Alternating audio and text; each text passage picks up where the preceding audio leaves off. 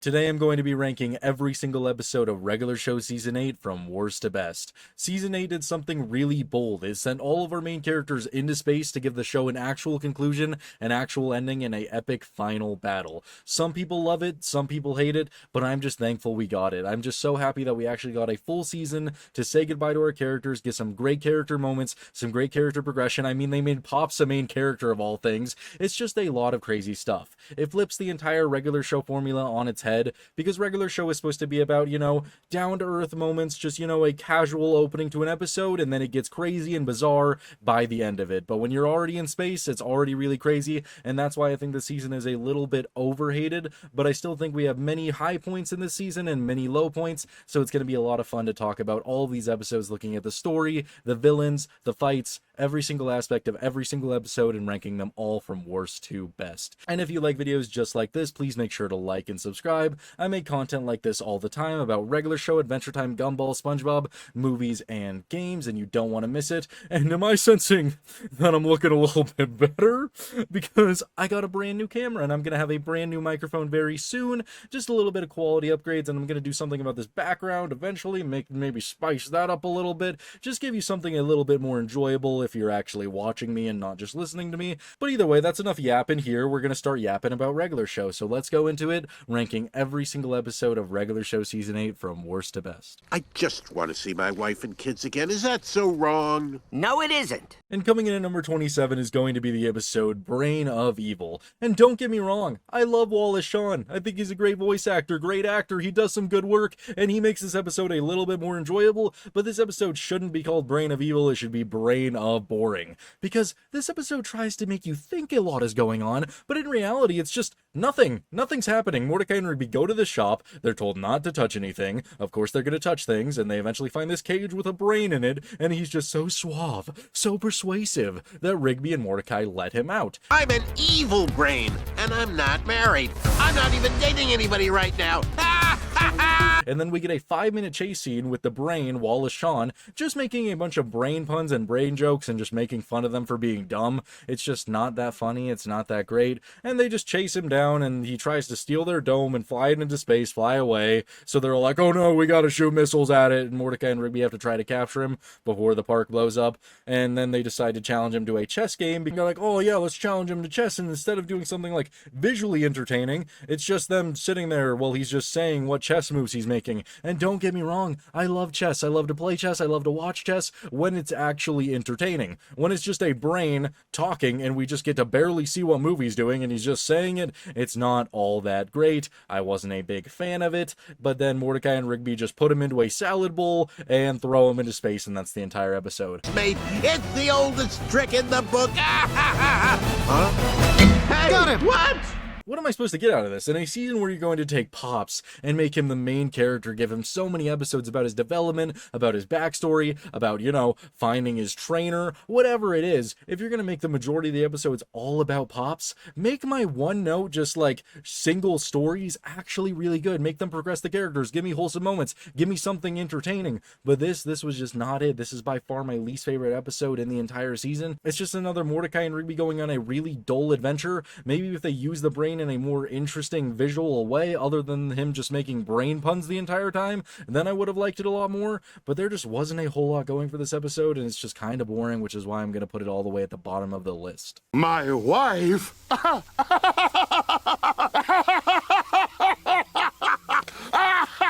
And coming in at number 26 is going to be the episode Space Creds, and I know some people enjoy this one in the season a little bit more than I do, but I don't know, I also think this episode just doesn't have a whole lot going for it. Mordecai and Rigby really want to buy these hover boots, and so they have to find a way to get space credits, and the only way that they're going to do that is to go inside of this lady's plant and retrieve this necklace that the husband had because he was eaten by this plant, and they go inside there, and it's actually some pretty good moments. I think the best part of this episode is Mordecai and Rigby initially when they're in there, and all these bugs start attacking them, and we just get some good scenes with them meeting the husband in there, fighting all the bugs using the flamethrower. I think we get some good scenes there. Whoa! That smell almost hit me in the face! I actually enjoyed that a lot. We get a couple of good moments here and there. And then the only other highlight of this episode is the reveal that the husband was actually fed to the plant by the wife to get the necklace, and then they eventually fight their way out of the plant, and the husband is all like, I hate you, Jess! And then Jess starts to get eaten by the plant, and so he changes his mind and he loves Jess again? Yeah, little bit weird. Oh, Craig, let's just start a new life together inside this plant. Do you really mean it? Yes, let's never be apart again. And so he goes in to save them, and then they decide that they want to live inside of the plant together? Yeah, pretty odd ending, but pretty funny nonetheless. Overall, this episode just didn't do a whole lot for me. I think there's definitely better episodes in the season, which is why I'm ranking it so low. I wouldn't say it's like a bad episode. I don't think it's like horrible. I think you'll still be very entertained, but just out of all the other episodes, I just also wouldn't really find myself wanting to rewatch this one. I think there's just way better episodes in regular shows that would make me not ever want to choose this one, especially if I'm coming to season 8 and I'm looking for all that plot heavy stuff. This one just doesn't do a whole lot for me personally.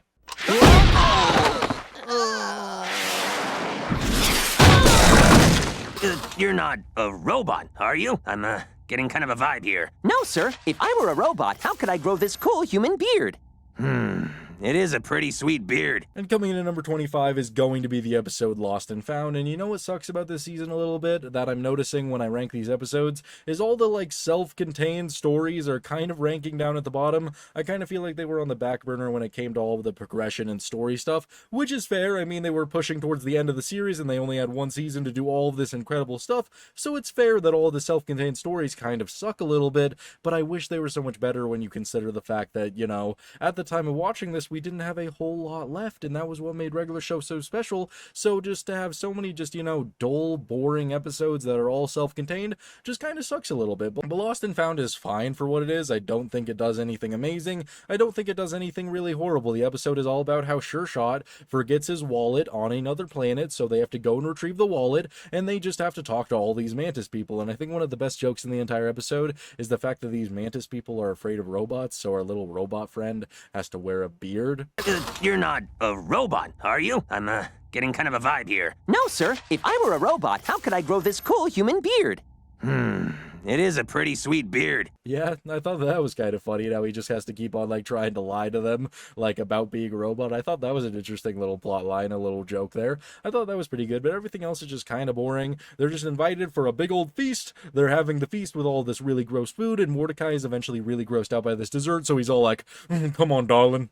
I don't really like this food. Here you go. Mordecai, I don't know what to say. What? And he just pushes it over to the princess, but it turns out that that is a marriage proposal, and he's all like, ooh, got this like complicated thing going on back on Earth. I don't think I want you, girl. I don't think I want you. And this pisses off the king, this pisses off the planet, this pisses off everybody, so they all start giving chase to them, trying to kill them all, capture them, whatever, make Mordecai have dirty, stinky alien mantis sex so that the alien princess can rip his head off or whatever. I don't know what mantises do, but either way, bad things will happen to them if they get caught, and so the robot has to eventually reveal that he is a robot by taking off his masculine beard, and that makes all the mantises scared and freak out and run away. And Wait!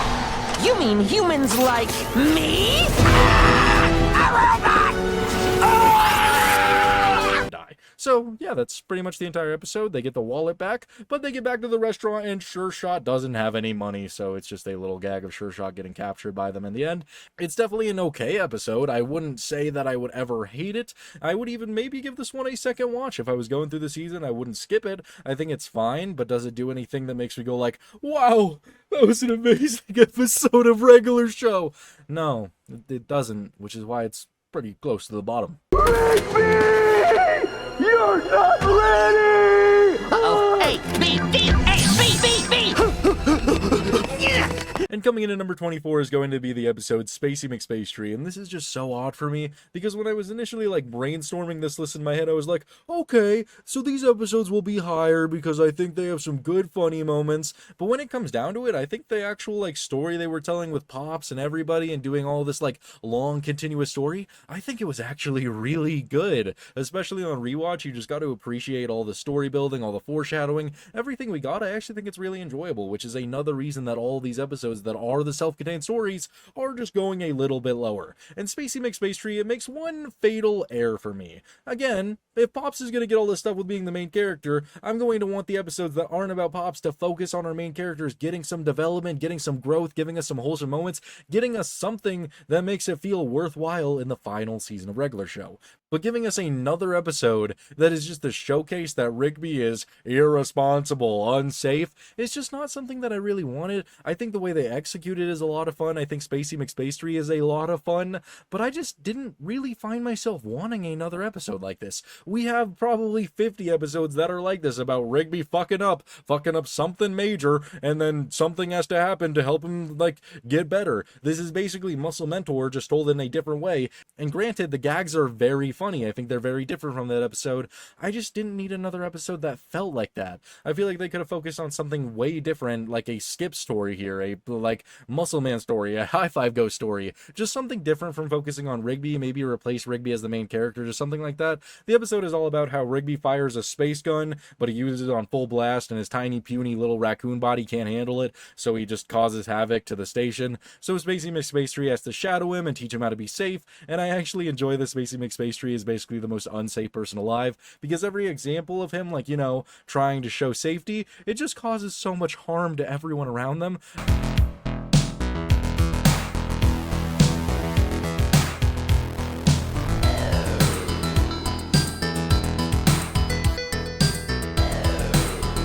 I actually thought that was really funny, but we eventually get to Rigby, you know, losing his sanity, losing his mind, and so he wants to take the test and cheat and pass the safety test. Safety! Dude, turn! Gotta be safe! If I'm not safe, he'll show up. And Spacey McSpace Tree starts freaking out because Rigby is not ready for this, and so Spacey McSpace Tree starts losing his mind trying to chase down Rigby. I couldn't help but notice you were driving a little erratically back there. That's not very safe! Whoa! Where is he? Where's Rigby? And I actually thought this scene was really funny where Spacey's just losing it, trying to stop Rigby, and we just get a ending where Rigby does eventually pass, you know, a little bit cheaty, but either way, he does pass, and Spacey McSpace Tree's like, oh, yeah, yay, Rigby, yeah, it's fine, I guess, it's okay. Rigby just finds a way to, you know, prove that he can, you know, misbehave only sometimes, and I didn't need this episode. It's fine, it's fun, it's got a couple of gags that make me laugh, but overall, it's just not what I wanted. All that nitpicky, because it is, it's just my personal preference. If you like this episode, that's perfectly fine. I think there's a lot to enjoy about it, but it's just not an episode that I really enjoyed that much or wanted. Rigby! You're not ready! Uh-oh. Hey, I should play punchies for it. Huh? I guess we'll stay like this then. Rigby! And coming in at number 24 is going to be the episode Morte Riby Kai. And this episode honestly does a very interesting concept. It's just what they decide to do with Rigby that pisses me off a little bit. I mean, I get it. He's a short stack. He can't handle being a short stack, and when he finally tastes that sweet heavenly height, trust me, I get it. Okay, I'm 5'8", I understand if I was tall, I'd maybe do the same thing, but it doesn't make me hate Rigby any less for doing all of this stuff. In this episode, Mordecai and Rigby find a teleporter, and they decide to start playing with it, and I actually really enjoy them playing with the teleporter. I think they're doing a lot of fun things with it, and they eventually both fall in, which makes, like, parts of their bodies switch places, and so they have to get some help from Muscle Man, and figure out how to get their bodies back to normal, and they end up going through it again, which turns Rigby into a super tall version of himself, and Mordecai into a super small version of himself, which causes Rigby to just start acting like a dick, because he's never felt like this, so he takes the time to immediately punch Mordecai. I should play punchies for it. Huh? I guess we'll stay like this then. Rigby! Which, honestly, that one part of the episode is the most justified thing that Rigby has ever done. I could perfectly understand that, because, I mean, if you're a fan of regular show and you've seen the horrible atrocities that Mordecai has done to Rigby just for Rigby existing, yeah, I completely understand why Rigby would punch that guy as hard as he could. But then Rigby just starts, you know, taking it a bit too far, like going to play basketball, going to do all these super tall things, and he never wants to switch back, and so Mordecai and Muscle Man have to kidnap him, and it gets a little rambunctious when Rigby starts fleeing and panicking, and Mordecai, Rigby, and Muscle Man all get shoved into the teleporter, which creates this, like, horrifying version of... Oh,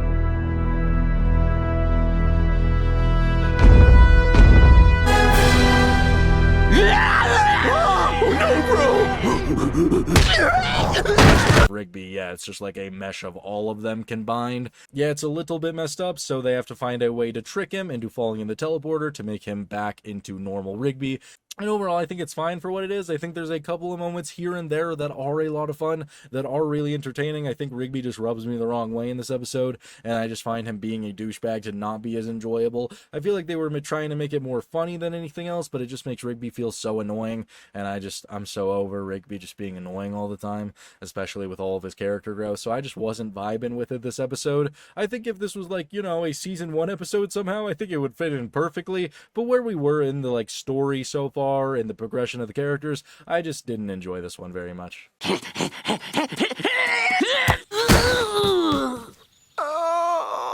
Oh hey, just lighting a candle of self-promotion.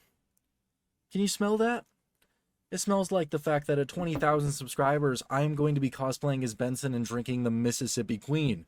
Don't you want to watch me suffer? And if that's not your cup of tea, maybe something else is. Maybe the fact that you could join my Discord, which will be in the description. It's just a place where you could talk about nostalgic cartoons, movies, shows, games, whatever you want to talk about. It's all in good fun. You could ask me questions, you could just chill, you could send comedy, whatever you want to do. It's just a place to hang out with like-minded people, and I think you'll have a lot of fun there. I'm pretty active there, and a lot of people are too. It's just a good place to hang out. So if you want to join that, then feel free. The link's in the bio. Anybody is welcome. And yeah, appreciate all of you. Let's get back to that video.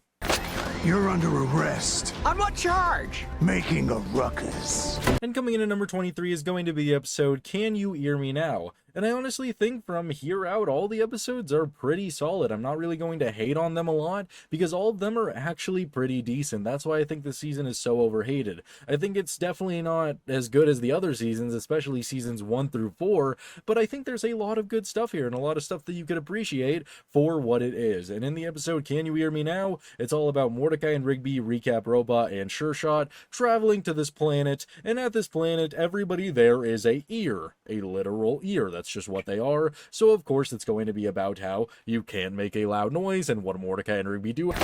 You're under arrest. On what charge? Making a ruckus. After some silly shenanigans with some Uber water soakers, they, you know, cause a little bit of noise. And they get arrested for this, which is really bad. They get put on trial, and I think the trial is actually a lot of fun. Mainly because, I mean, we just get a couple of good moments here. I mean, we have Eileen going, "Stop talking!" I can't do it like them. I just can't. I can't bring myself to. We don't have all day. How does he say it? But either way, we also get some good moments where they're just calling a bunch of witnesses to the trial to showcase that Mordecai and Rigby are, in fact, very loud. And we get to see a bunch of the villains. We get to see the Fuzzy Dice Bear returning. Mordecai and Rigby, they got me caught in one of the loudest shootouts I've ever heard. They cut the moon in twain. Never heard such a terrible thing in all my life. Yes, he's back because he literally just cannot be killed. Even 4 seasons later, he makes his triumphant return. And yeah, he's back. He says that they're very loud. We get to see the geese again, which is always welcome. They're one of the top tier villains, man. And so they also say that they're very loud. And we get to see Garrett Bobby Ferguson. Oh man, I love me some Garrett Bobby Ferguson. And he's all like, you know what it's like to get exploded twice. I don't know how they even got him here. You know what it sounds like to hear yourself explode? Twice? I'm not really going to question it very much. It's a regular show. But either way, it's just really nice to see a bunch of villains. That's always a lot of fun. It was definitely just like a nostalgia bait, but I enjoyed it. I love it. I always enjoy seeing the old regular show villains that are the classic ones for sure. But either way, Mordecai and Rigby are eventually taken to the Oracle where their fate will be decided. And they start, you know, messing with the Uber Soakers again to try to escape. And they spray the Oracle, which just makes it so he's able to hear again because he's super old and everybody's happy. It's a win-win situation. They get to leave the ear planet. It's great. It's enjoyable. You gotta love it. I mean, it's definitely not one of the best episodes in all of regular show, but I was definitely entertained throughout. This is one of the episodes that I would definitely not skip in season 8. I think there's a lot of better, like, story progression stuff coming up on the list, but as a standalone story, I think this is definitely one of the better ones for season 8 for sure. Yeah, we can't wait to help you. We saw you on our radar and thought you might need help. And coming in at number 22 is going to be the episode Cool Brobots. And this episode does a really good job at keeping that ball rolling, because this is the second episode of the season, and that first episode ended on a cliffhanger that said trust no one, and I think they actually did a good job just keeping it rolling with that entire theme of like, oh no, we're in space, what's going on, I don't understand anything, we don't understand anything, and these robots show up and they act like they're going to be super nice people and help them out with all of their chores and get their dome working so they could return to Earth. But it turns out that these cool brobots are not actually helping them. They are siphoning all of their like organic material to sell it on the black market. And Mordecai and Rigby, we get a lot of good scenes with them trying to figure out the robots, trying to like expose them.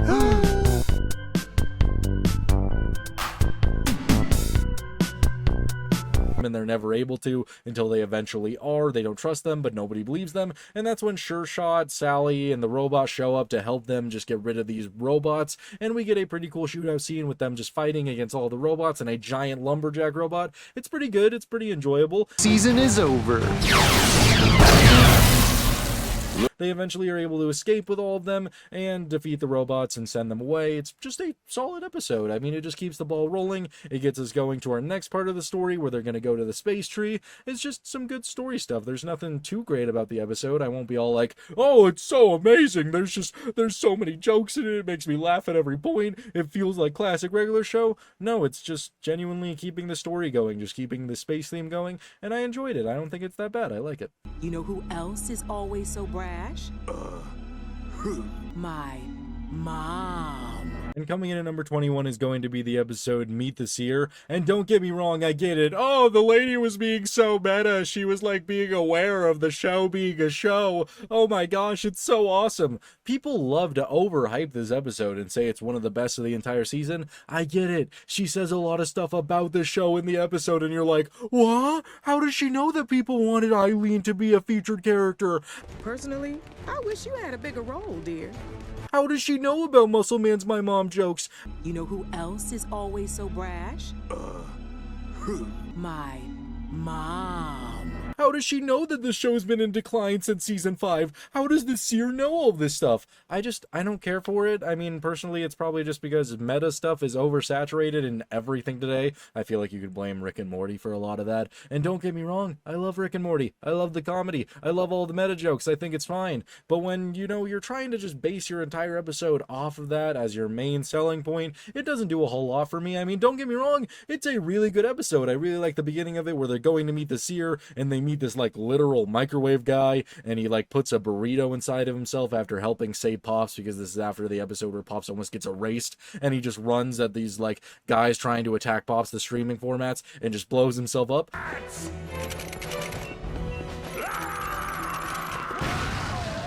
I thought that was pretty epic. That was a great send-off for this microwave man that we just met. And then they eventually go and meet the Seer after just going down into these catacombs of people who used to watch everything. Yeah, it's a really interesting concept, and I enjoyed it. I think the Seer is fine as a character. I get it. I understand it. I think it's okay. Just, it's a very meta look at regular show. And if that's your kind of thing that makes you go like, oh my God. She talked about the show. This is oh God. Sorry.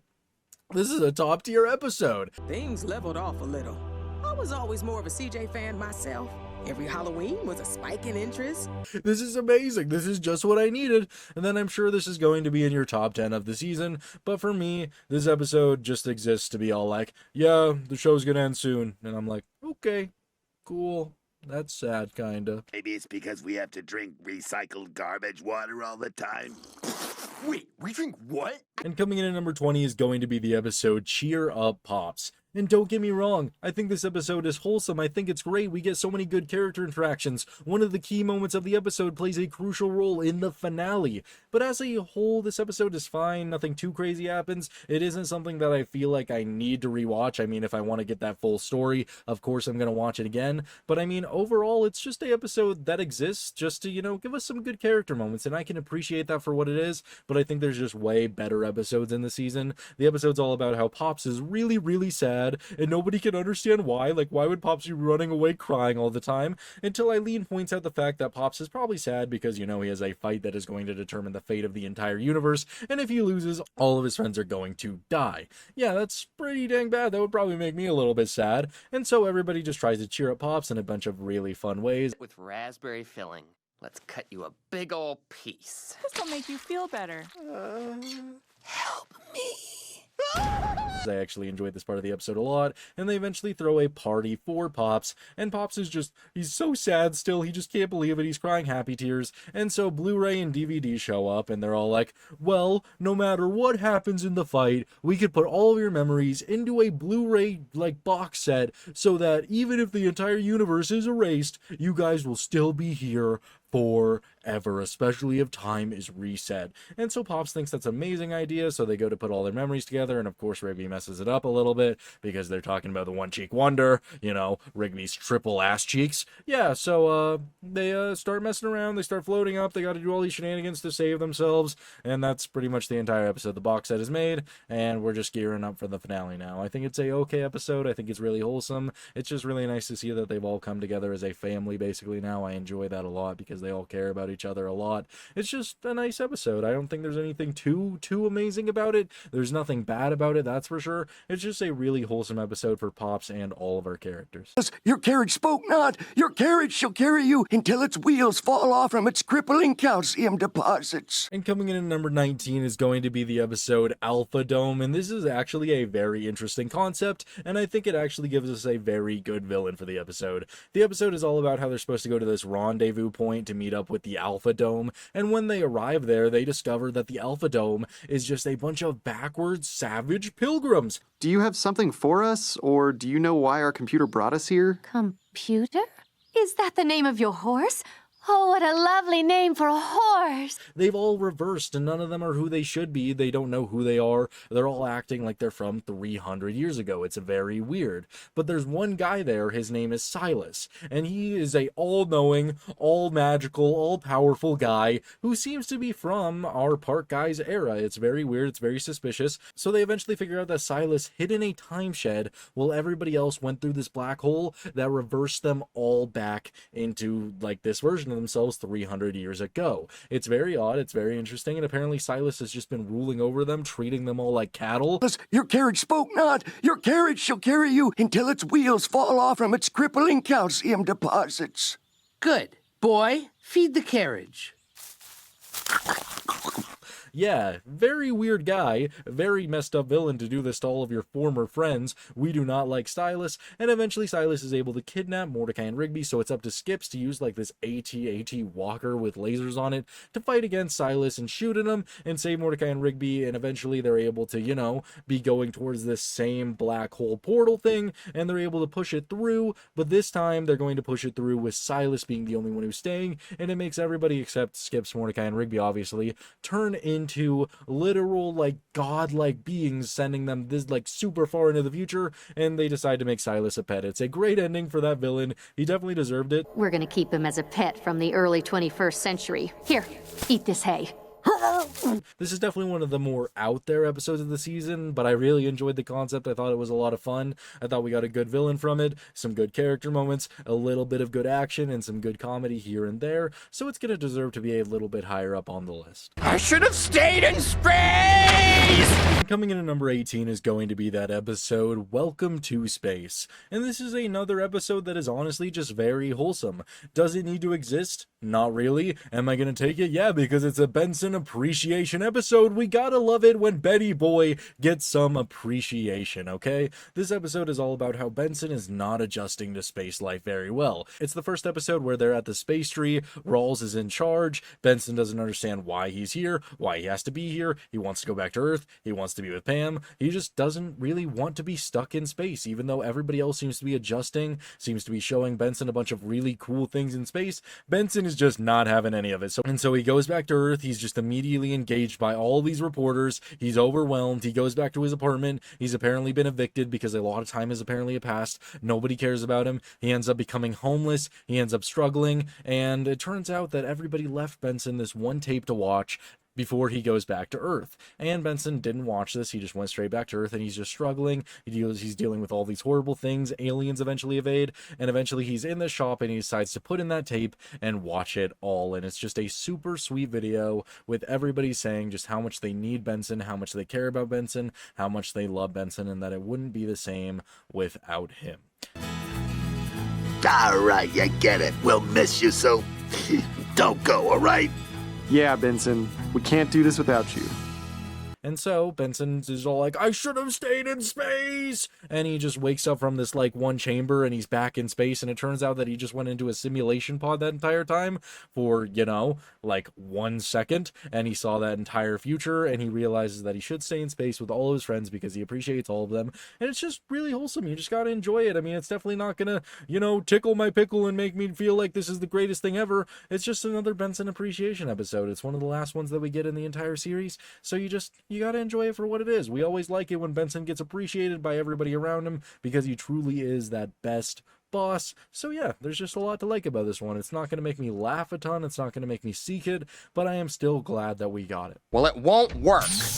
No, Benson, wait! You're making a mistake! I should have stayed in space! You just walked through the wrong door. We can't fall apart now. We are going to figure out how to get home. But we have to survive first. And coming in at number 17 is going to be the beginning of the season, one space day at a time. And I think they did a really good job of just keeping that ball rolling. I didn't think the season premiere was anything too crazy, but when you follow up something like, you know, season 7 finale with them getting literally launched into space, there's not really anything crazier that you could do unless they immediately like brought anti-pops and had him erase somebody like day one. I don't think there was a whole lot that they could do to top that. So I think just keeping the ball rolling, just keeping us interested, I think that was a very good way to go about it, with everybody just trying to figure out how to now survive in space. Everybody starts off in the episode just freaking out. Benson eventually calls a morning meeting where they all are just given tasks. Skip has to find a signal. Mordecai and Rigby have to explore the labs underground. Mordecai and Rigby, you go explore the tunnels under the park.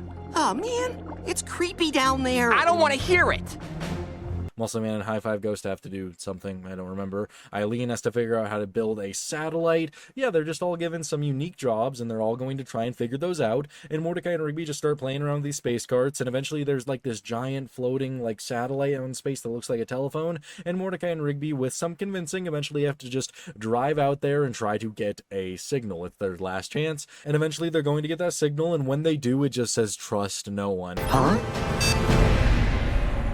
Trust no one. Look out! And they just crash into the satellite, just boom, and Muscle Man and High Five Ghost have to use another space cart to come out and save them. They grab them, take them back, and that's pretty much the entire episode, with the cool brobots showing up at the end and just that trust no one message lingering. I think it's a very great introduction to the season that we're about to get, because it's not really going to be those self-contained stories all the time. It's going to be keeping that ball rolling, keeping that plot moving forward, and I think it was a great way to showcase what we were going to be getting for that season and making sure to, you know, just keep that foot on the gas. That's why I enjoy it. That's why I'm ranking it up a little bit high. I think it was a great introduction to this season. Don't panic. We got some time before we're at risk of spoilers. Bros!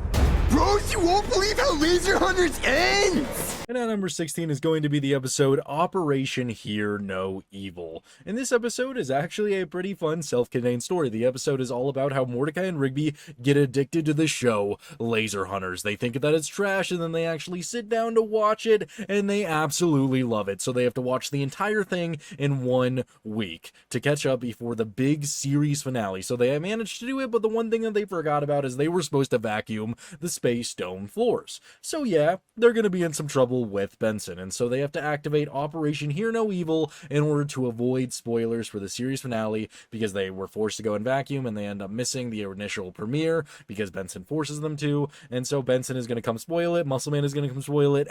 Oh no! Laser Hunters is ending right now, dude! Dude, don't panic. We got some time before we're at risk of spoilers. Bros!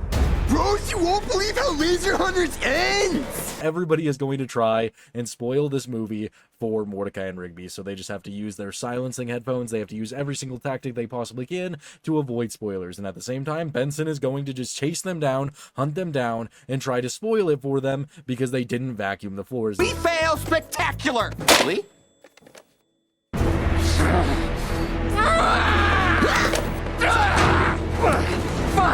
and I think we get so many great scenes out of this that are honestly just so enjoyable. I really just like Benson's just, you know, demonic, just crazy chase here, because he follows them into vents, he follows them everywhere. And Mordecai and Rigby eventually think they're finally safe. They make it all the way back to their room. The door is locked. How could he get in? And then Benson just appears hiding inside of a bed in the mattress. How did he even do that? Let's do this. Yes, finally. I just wanted the carpets vacuumed.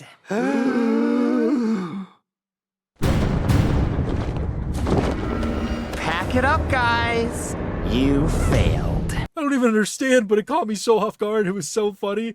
I just love regular show moments like that. But either way, they're both in the same room now, and Mordecai and Rigby activate their final plan, which is to spoil the finale of Meow Meow whatever Whiskers MD if Benson spoils their thing. And so they're at a stalemate, and that's when Sure Shot shows up and spoils it for Mordecai and Rigby, and he also spoils the Meow Meow show for Benson, and that's the entire end of the episode. I think it's just a lot of good fun. It's just nice when some episodes are actually really good that are just self-contained, because there genuinely is just so many story plot episodes in the season. So when we can get episodes like this that I think are just good classic regular show fun, it makes up for it, because I mean, definitely when I was initially watching this season, I was thinking the entire time like, wow, another story episode. I don't think we're gonna get any just short, sweet, fun ones anymore. I just always kept thinking that this entire time the season was going on.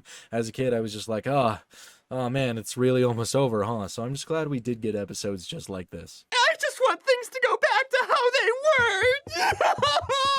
And coming in at number 15, it's going to be the episode The Key to the Universe. And this episode is good. I think it's definitely the lesser of the two main training episodes. This episode is all about how Pops is not having a jolly good show because he has to do all this training stuff. He's not a really big fan of it because it's just so meaningless and trivial. He just cannot stand it because Earl is just making him do a bunch of chores that he's labeling as training. So Pops is viewing it all as meaningless. He doesn't understand any of it. He doesn't even want to fight Anti-Pops. He's telling Earl to just go do it. He doesn't understand it. And that's when we actually get the interesting part of the episode, which is just all this lore and information stuff. We get some really cool visuals with Pops fighting Anti-Pops in a past life where the entire universe was reset and everybody was wiped from existence. That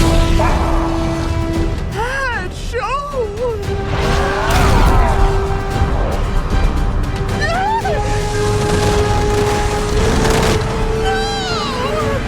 Yeah, it's just a lot of good information backed up with some good visuals because we actually get to see Pops and Anti-Pops fighting. It may not be the most cinematic thing ever, but it was enjoyable. I'm glad that they actually just did that instead of, just telling us about it. I enjoyed that. It was some good stuff, but that's pretty much it. The episode just ends with Pops actually being able to stop a lemon midair using his powers, and that's pretty much all we get. I think it's very solid. I definitely think No Train, No Gain is a much better training episode, but it's still pretty good for, setting, the boundaries and figuring out how Pops' training is going to go, giving us some information about the fight. I think it's just a very good informative episode. Definitely not one of the best, but it definitely deserves to be this high up there, especially in a season where it's very plot driven. So here I am, 5 minutes from the in-laws and 1,000,000 miles away from the nearest rock concert. And coming in at number 13, yes, I know the number has been off for a very long time. I just found out that I said 24 twice. Deal with it. But either way, at number 13, it's going to be the episode Stuck in an Elevator. In this episode, it doesn't have a whole lot going on,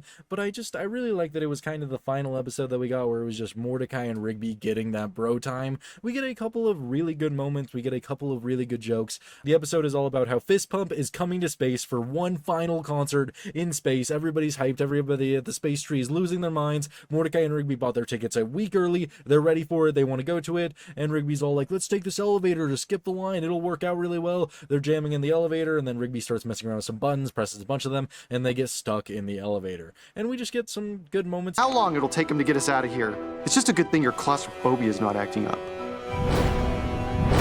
I gotta get out of here. I gotta get out of here! Here, I mean, it's kind of just them arguing a little bit, Rigby freaking out a lot, Mordecai getting angry a lot, but it just feels like classic regular show to me. I don't know what it is. Maybe it's because they're at each other's throats the entire time. They're at odds, whatever it is. I just enjoy it. You even get Mordecai getting really existential, which is one of the only times that we see that in the entire season. No, Rigby, it's not. Fist Pump's a dumb band, but we may have just missed our last chance to ever see another rock concert. I miss Earth. And I wish we got a lot more of this, with characters not really understanding what's going to happen to them, not being positive the entire time that it's all going to work out. I actually like that Mordecai just gets really existential here, that this may be their last concert and they're going to miss it. They're not going to be able to go to it. He misses Earth, all that stuff. I don't know, it just felt kind of like deep in a way. I don't know, I feel like I just enjoy that a lot. Rigby is dealing with his claustrophobia, but realizes that he has to get out of there and get Mordecai to this concert, so they eventually go up there, and they find this cave where there's this bat dude, and he's all like, oh, I'm going to throw you guys in this pit, until they mention fist bump. And I actually think the bat is like one of the main highlights of the entire episode. I think he's so funny. He's so good. He makes a joke about having to, like, you know, stay with his wife. So here I am, 5 minutes from the in-laws and 1,000,000 miles away from the nearest rock concert. And they fly through this vent all the way through there, and he gets hit by a laser, and he's like, oh, I'm going down. He's like, oh, I'm just kidding, I'm blind. Fist bump, fist bump, fist bump. My eyes! Just kidding, I'm already blind. I think the bat is great. I think he's one of the funniest parts of the entire episode. I don't know, I think this episode was just a really down-to-earth experience, and just one of the final episodes that we got from Mordecai and Rigby just hanging out together, just talking, just acting like themselves, and that's why I'm going to rank it way higher up on the list. I just enjoy this one a lot.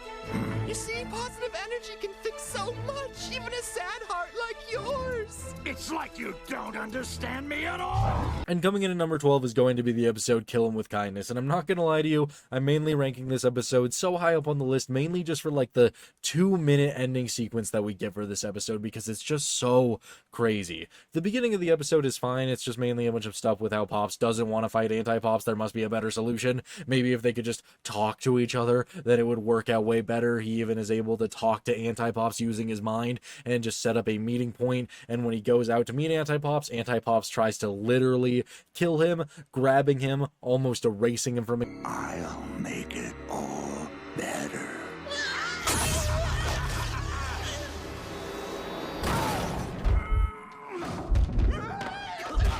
Existence, and then we just get this great sequence where it's just Pops' POV as everybody from the park shows up to try and save Pops. You hear his heartbeat as he's just watching everybody fight Anti-Pops and try to save him. Earl shows up and sacrifices himself by telling everybody to get out of there and jumps onto Anti-Pops. You heard him. Let's go. And then we just get the scene of them leaving the arcade, and that's when Earl is just thrust to the door, and that's when Anti-Pops just grabs him and erases him from existence. It's not played for laughs, it's not anything like that. There's no intense music behind it, it's just the heartbeats, Pops watching as Earl gets erased, and it's genuinely one of the moments where you go like, whoa, this stuff is actually kind of real.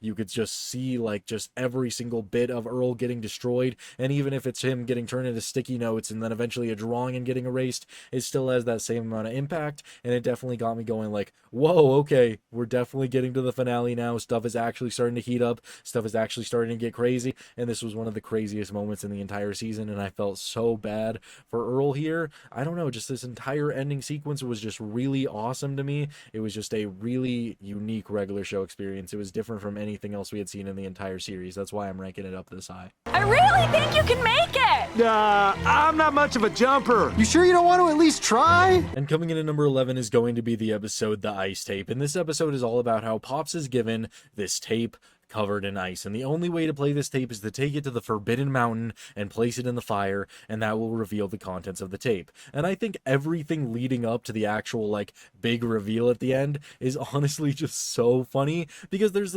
like these 3 helpers, okay? There's these 3 helpers that go on this journey to the Forbidden Mountain with everybody, and they just keep doing really stupid fucking things like that get them killed for no reason, and they're just doing it because they're like, for the chosen one. So they'll literally just throw themselves in danger, and I just love all of the jokes here where it's like the most avoidable deaths they could ever have, and they just keep dying for basically no reason. You sure you don't want to at least try? Well, I could give it a try. Oh man, I forgot to jump! But it just makes it so funny, it makes it so enjoyable. It's definitely one of the best aspects of the entire episode. You just keep shooting rocks at him! It was working really well. What? They just keep going through trial after trial after trial, just all these different things, and all of the helpers just keep dying in horrible ways. But I really enjoyed that. I thought it was so funny. It was definitely one of the highlights of the episode. Eventually, they do get past all of these trials, thanks to these people just dying for no reason, and they eventually get to the point where they're going to put the tape into this fire. They place it there, and we just get the ultimate Pops lore drop, where it turns out that he just crash landed on Earth. Mr. Maylard is telling this entire story about how he found him, about Pops' importance, about how he has to fight anti-Pops, all of this different stuff, all of this origin, and where he must go, and that's when Earl is revealed, all this good stuff. It's just a very good episode. You get a lot of lore here, you get a lot of comedy here. There's just a lot to like about this one. It's definitely one of my favorites of the season. One place we sustain damage. My bed. How did this happen? And coming in at number 10 is going to be the episode New Beds. And this episode is also a very grounded one. You know, it's not the most crazy plot ever, but I think it has a lot of stuff going for it, especially in the beginning. This is following the aftermath of Anti-Pops' initial attack on the space tree, and they managed to escape. But it turns out that one stray laser in the park just went around blasting on everything until eventually destroyed Skips' bed. Tears in his eyes. He's so sad. They realize that One place we sustain damage. My bed. How did this happen? they should all probably go and get some new beds. So they literally go to basically Space IKEA, and it's just so grounded, but it's just a bunch of good character moments. I mean, everybody's here, everybody's doing their own thing. It's just really enjoyable. They're all looking at beds. Skips decides to get the full instead of just, you know, a classic twin. He's just living it up, getting the best bed possible. Whoa, whoa, whoa! Don't just buy the first bed you see. You gotta sleep on it every night. This is one thing you don't skimp on. You know what? You're right. I'll take the full. Everybody's getting new beds, and they're all just trying to get through it, but it turns out that there's a bounty hunter hunting Pops for the 50,000, like, credit thing on his head. So he's chasing him, and they eventually, like, go inside of this, like, dresser guy who reveals a bunch of information to Pops because for some reason a member of the Pops cult, or whatever you want to call it, is in Space IKEA. Yeah, it's very weird, but we get some lore and information stuff here, and then they eventually are able to, you know, outrun the bounty hunter and push him into, like, this, like, shelf thing, push him in there into like this exhibit thing, and just a butt thing starts hitting on top of him. Yeah, it's very weird. It's very enjoyable though. Let me out of here! No! It's really funny, and I really like how they defeated him. It's just some good stuff. It's just a very down-to-earth episode. Nothing too crazy's going on. I mean, Space IKEA and the bounty hunters, like, I guess, is a little bit crazy, but it's just a pretty good episode. I enjoyed it. Just a lot of good character moments, a lot of good character developments, a little bit of lore stuff, a decent enough villain. It's just some good stuff. Where is my music? I don't know. Get something a little different, I guess. Don't you know what you've done? And coming in at number 9 is going to be the episode No Train, No Gain. And this is honestly just such a epic episode. It's definitely the best training episode in the entire series. You just gotta love it. This is all about Pops leveling up, like, literally. He does this entire, like, training course thing, and when he eventually finishes it by chopping this board, he levels up, and he just gains a new level of strength. And it's all done to this very slow, like, you know, Karate Kid-esque, like, sensei song, and it's just a very slow process. So Mordecai and Rigby decide that they're going to put the song Through the Fire and the Flame into the cassette player, the boombox, and make it go a little bit faster, except it makes Pops go way too fast. He starts going out of control, and he starts montaging super fast, just doing it incredibly quickly. Just it's honestly just so much fun to watch him just go at super speeds, doing all these, like, really weird things, but I enjoyed it a lot. Pops, you gotta stop! How long is this song? It's 5.5 minutes! I thought it was great. He's just doing all this stuff super fast. He's eventually, like, breaking space and time, and so everybody else at the park has to try and destroy the boombox before Pops gets all the way to the final level of training, because I guess then they'll all basically just die, or he'll, like, karate chop them or whatever, because he's just rearranging everything around them. He's destroying everything. It's just getting really bad. So they gotta just try and get it. It's just really enjoyable as they're trying to, like, find it, while Pops is just constantly rearranging everything. Visually, a lot of fun. There's a lot to like here. Visually, a lot of fun. There's a lot to like here. Everybody's reactions to everything happening is a lot of fun as well.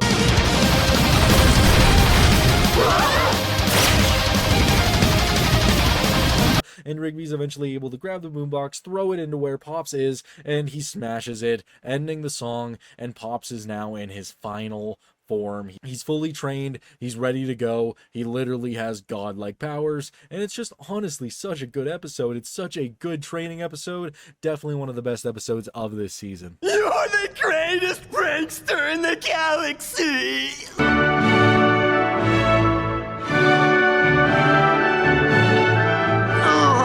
And coming in at number 8, it's going to be the episode Ugly Moons. And this episode is all about how the Space Bush is pranking the space tree non-stop. But you know who else is really good at pranks? Mitch Sorenstein. So Mitch is called in, Muscleman is called in by Rawls to come up with the ultimate prank against the Space Bush. And it's basically just like a heist episode, but instead of trying to steal something, they're trying to put something in there so that they could do this ultimate prank. They get a whole crew together, they get a whole plan together. It's just this convoluted plan of trying to sneak in there, trying to get Eileen to destroy their systems, trying to get, you know, all of this like barrel of slime juice goo in there, and eventually they're foiled. The plan is soiled, and the Space Bush guy, Captain, I forget his stupid ass name, but whatever, he's like, Muscle Man, I figured you out, buddy. You couldn't possibly prank me. You couldn't do anything to me. Because he stops Muscle Man, and Muscle Man has to admit that he is the best prankster in the galaxy because Muscle Man just wasn't able to prank him. And so Muscle Man goes back to the space tree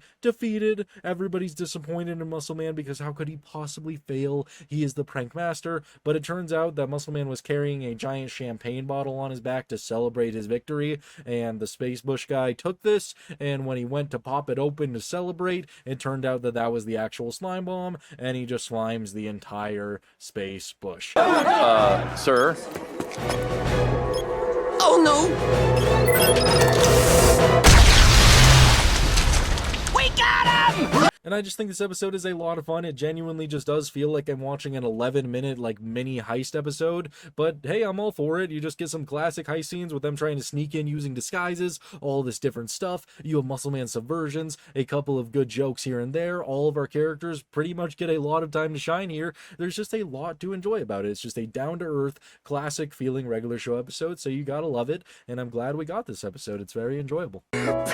Pam, why? No! And coming in at number 7 is going to be the episode Fries Night. And can you blame me, really? This episode is so funny for no reason. I mean, the beginning of it's not, because our poor boy Benson gets dumped by Pam pretty reasonably, because I mean, if you just started a relationship and then all of a sudden your brand new partner got launched into space and was going to be gone for an indefinite amount of time, and you just started that relationship, maybe it would be a good idea to put that on ice for just a little bit amount of time, you know? I mean, that's probably what I would do, but it hurts Benson's feelings. He's sad, and wings just aren't helping him. He's just eating wing after wing. It's doing nothing. No! So Mordecai and Rigby tell him that he needs to try some of Roxy's fries. That might be able to help him. He goes out to the space to get fries, and he ends up getting hit by a truck. I think I'm starting to feel better already. And it turns out to be Roxy, who is a literal rock person, yes. And she's all out of fries, but, you know, if she hangs out with Benson and Benson helps her out, she can make some more fries. So they go to planet to get all these fries. And just, Benson is just, you know, doing his best to help out. And he keeps doing things that make Roxy find him just so goddamn attractive. Oh, she just can't resist that gumball machine. Ooh?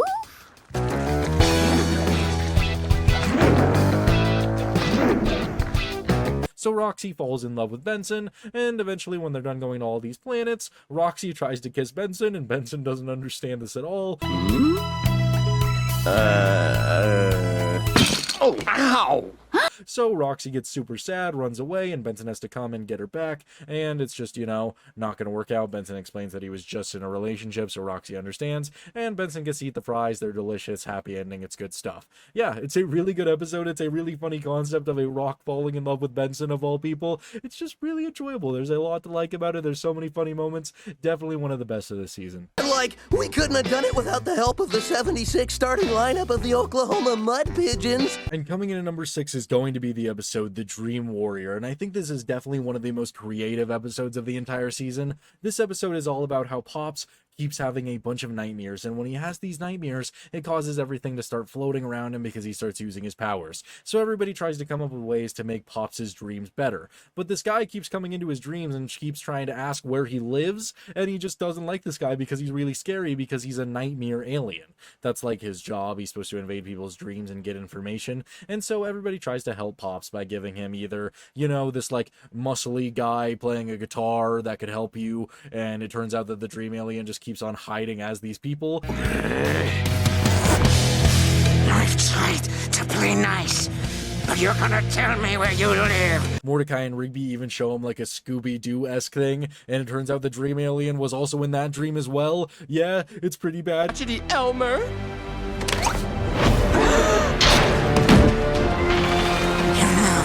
You're really not making this easy for me. He's just hiding everywhere, and the dream alien just keeps showing up, so everybody realizes that they need to go inside of Pops' head and go inside of his dreams and help him out. And we actually get a really cool fight scene here with every single member of the park going up against this nightmare alien, and it's actually so cool. Whoa! Visually, it's awesome. The choreography is really cool. We actually get like some real fighting here with the nightmare alien snapping necks, throwing punches. Skips almost gets him down, but gets knocked out as well.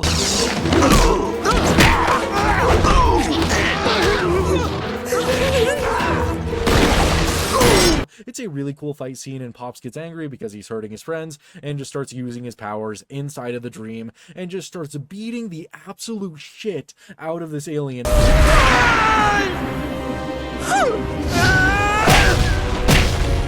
And I mean destroying him, throwing him through boulders, bashing him into the ground, and eventually launching him up into the rocket, but he tells the alien where he lives, which gives way for Anti-Pops' introduction, and we get to see him go, bad show, bad show. But overall, this episode is a jolly good show. We get to see our boy Pops standing up for himself. It's just a lot to like. Oh, I don't know what I'm doing anymore, but it's a good one. I like it a lot. It's very creative. I enjoyed it. And then we all realized the moral implications of what we were doing and decided to work out a deal with the local blood bank. And coming in at number 5, it's going to be Terror Tales in the Park number 6. And this is definitely one of the better Terror Tales because I think all of these stories are actually pretty entertaining. The first one is pretty good with Fear Planet, with Skips telling a story about a planet that makes all of your deepest, darkest fears come to light. And we get a lot of great moments with this, with all of our characters just going out and dealing with their fears. Benson is afraid of sharks, which I get it, man. Sharks are scary. They're my biggest fear as well. And if this was a reality, the sharks being on land, I would not enjoy that. See, guys, what did I tell you?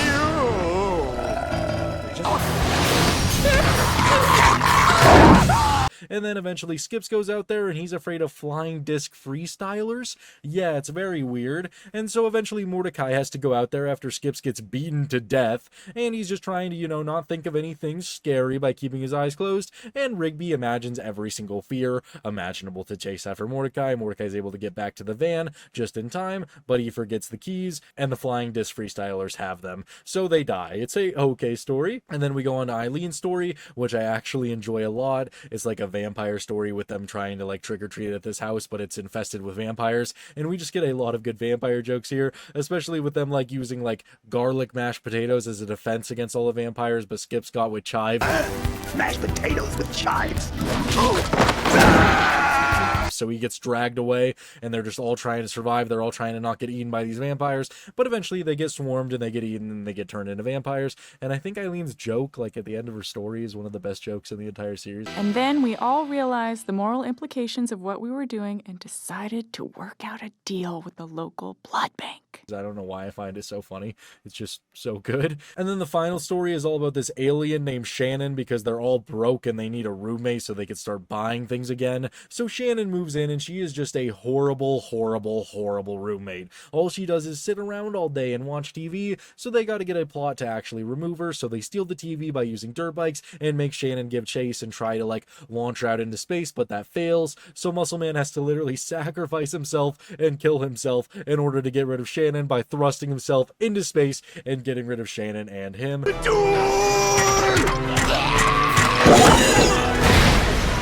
Muscle Man! I didn't have time to think this all the way through! And so they decided to just get some other roommates who are just these two. Yeah, I'd say that's an upgrade. Overall, Terror Tale 6 is a lot of fun. There's 3 pretty good stories here. It's just good fun. Do I think it's like the best Terror Tales? No, but I think all 3 stories are definitely very decent and it's very entertaining to earn the 5th spot in Season 8. Your destiny was sealed by science, and then finished up by me, Neil deGrasse Tyson. What Christmas is really about is spending money? No! You may notice that I'm a little bit wet and I'm also wearing a different shirt. It's almost like I'm from the future, but that doesn't really matter for the ranking because coming in at number 4 is going to be the episode Christmas in Space. And this is actually really fun. It's basically like a Terror Tales episode, but except it's in space, which is actually very interesting because before this, the only Christmas specials that we would usually get were like super huge events. For example, like the Christmas special where they have to fight Quilgan the elf, and then you have the White Elephant gift exchange, which is one of the funniest episodes in the entire series where Muscle Man just gets pranked to all living hell. And then you have Merry Christmas Mordecai, which hey, Merry Christmas Mordecai. Mordecai cheats on his girlfriend. I don't like it. But either way, the other stuff that we get for this episode, the final Christmas episode in regular show, is actually a lot of fun. Again, it's just like Terror Tales, so it's going to be 4 different stories, and they're all actually pretty interesting. Some of them are better than others. The first one I don't really like that much. It's all about them like going to this planet because they're still following that space theme. They go to this planet, and it's just you could have this Christmas magical fun time during the day, but at night these little guys turn into monsters and try to hunt you and try to kill you, and they get saved by Rudolph. Yeah, it's very weird. Ludlow's a laser-nosed reindeer. That's right. Santa sent me. And then the second story is all about Christmas caroling, except the Christmas caroler is like a rock guy, and everything that he Christmas carols about, like the 12 days of Christmas your true love gave to me, and he just makes everything actually come to life and just start attacking them, and then they have to give him some pudding or something, or cookies, something like that. I forget. I'm doing this all at the top of my head, but either way, they have to give him something so that it'll leave and go away forever. Cool with me, mysterious space dirtbag. I like this guy. And then the third story I actually think is a lot of fun because it's Mordecai and Rigby going on a journey to get Pops a typewriter. And they have to go to like this magical 4th dimensional mall where they keep going up this elevator and we get to see different versions of Mordecai and Rigby, different dimensions. It's really cool.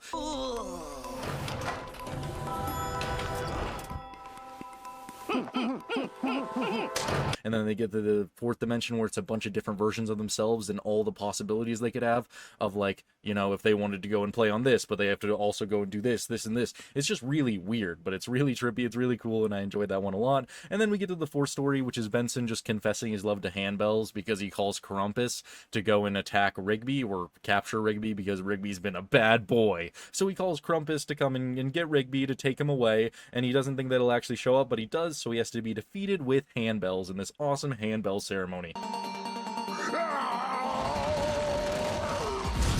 And that's pretty much the entire Christmas episode. I enjoyed it a lot. I think it's a lot of fun. I'm glad we got one more Christmas episode in Season 8 before the show is fully over. And all 4 of these stories are definitely just something that you gotta watch, you gotta enjoy. I would definitely never skip this episode, and they definitely deserve to be in the top 4. Yes, all over my body.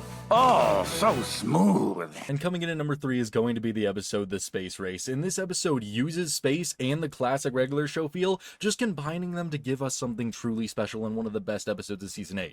The episode opens with Mordecai and Rigby just, you know, casually playing this arcade machine, and they get the highest score on it, but it turns out that it's the actual simulator for a real-life race that the space... Boost me!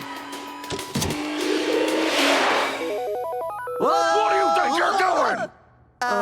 Tree competes in every single year to try to win the coveted milk trophy, a trophy just full of milk, and the man who wins it just gets covered in milk, and Rawls really wants this. I also really want this. I mean, come on, you guys know I'm Kalos. I love milk. I need milk. I want milk on my body. Either way, we're kind of getting a little bit too far from the point here. Mordecai and Rigby replace the Space Tree's current team because they're just better than them, and they don't like this at all. They're not about it at all. So they go to compete for the Space Bush, and we get Mordecai and Rigby getting trained for this super awesome race, and then we eventually get to the race, and it's just so awesome.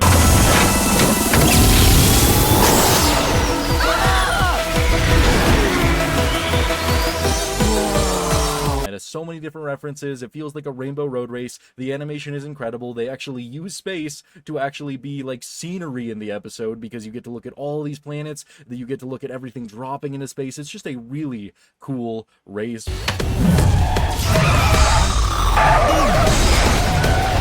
Mordecai and Rigby literally kill people. They're driving, they're competing. It's awesome.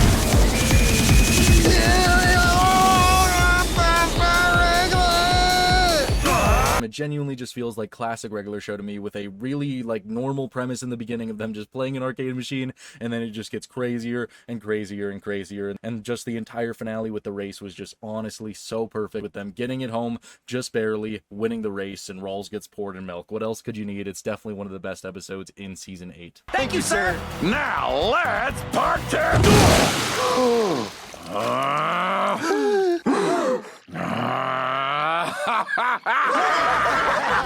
Watch me. 1, 2, 3, 4, 5. One-handed. Clapping. Double clapping. Fingertips. Fingertip.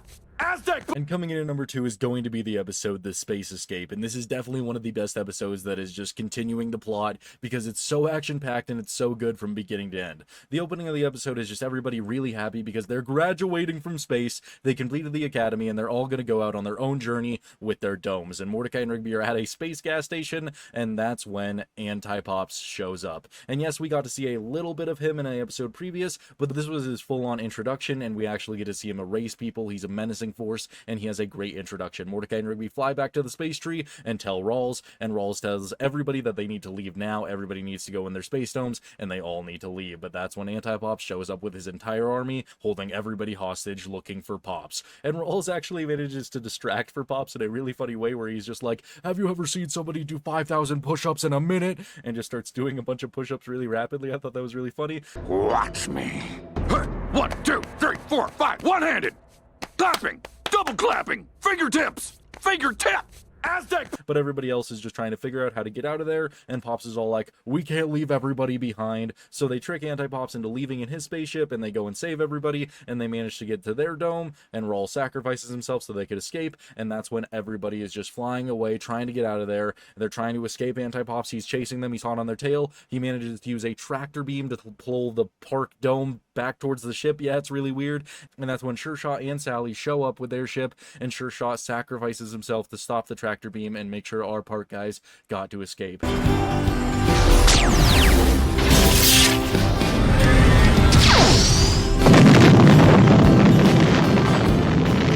And even though his sacrifice is basically worth nothing, and we knew him and even though Sure Shot's sacrifice was basically worth nothing, because we didn't have a lot to go off of him as a character, he was just a guy that appeared a little bit more frequently at the start of the season, his death is just kind of nullified when later on in the finale, he just comes right back. I feel like it would have been way cooler if he was honestly just completely dead right here, and his sacrifice would have meant a lot more, and I feel like he would have been a way cooler character if he wasn't just in the end being all like, yeah, that was before I cloned myself. It's fine for what it is, but overall this episode is a lot of fun. It's action-packed. We get chase scenes in space. We get Anti-Pops, we get Pops being a hero, we get some funny scenes with Rawls. It's just everything you need. It progresses the story, it gives you a lot of information, and it just is basically like that halfway point in the season to where they're going to start going on a different kind of journey and not be stuck in this one location. It's very interesting, and it works, and I think it's one of the best episodes in season 8. Don't worry, Mordecai and Rigby. I know you're sad, but I promise this is a happy ending. Take care of each other. Goodbye.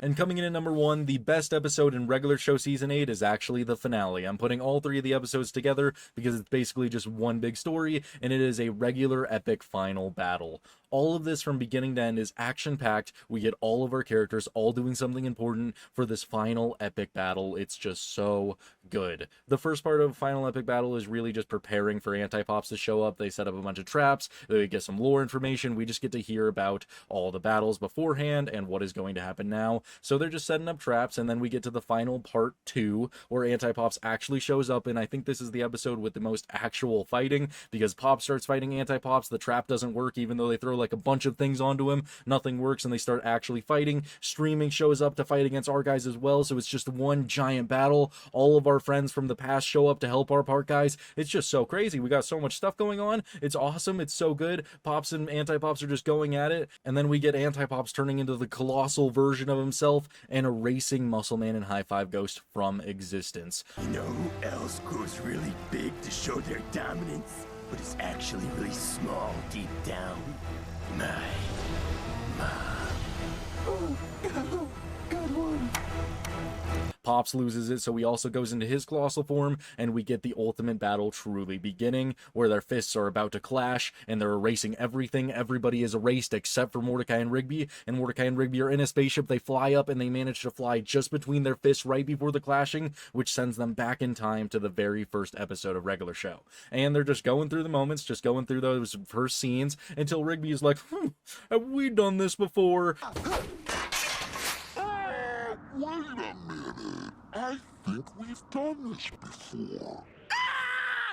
And that's when Rigby goes to find that box set that was in the episode Cheer Up Pops, which gives Mordecai his memory back, and they realize that they need to go to the end and help Pops with this fight to Anti-Pops, so they use the power, that lovely keyboard, to take them to the end, take us to the end, whoa, won't you take us to the end? So they go to the end to help Pops with the battle one more time, and I think this is where we get some of the most visually stunning things in the entire show. The way that they're showing the universe ending is actually really cool, because instead of just, oh, stuff is just gone, it's actually showing like the storyboards, it's showing the title falling as Pops is like racing through space. I say, we're the handsome chap in the newspaper, don't you think? Is that me? It's showing the literal regular show title falling through space. It's showing Mordecai becoming a storyboard and talking while he is a storyboard. Rigby becomes a sticky note. Just watching the entire universe collapse in a way where it's like, oh, the show is being drawn, and they're no longer being drawn. It's getting erased. They're getting back to their initial form. It's a really cool way of showing the end of the show. Dude, I'm freaking out!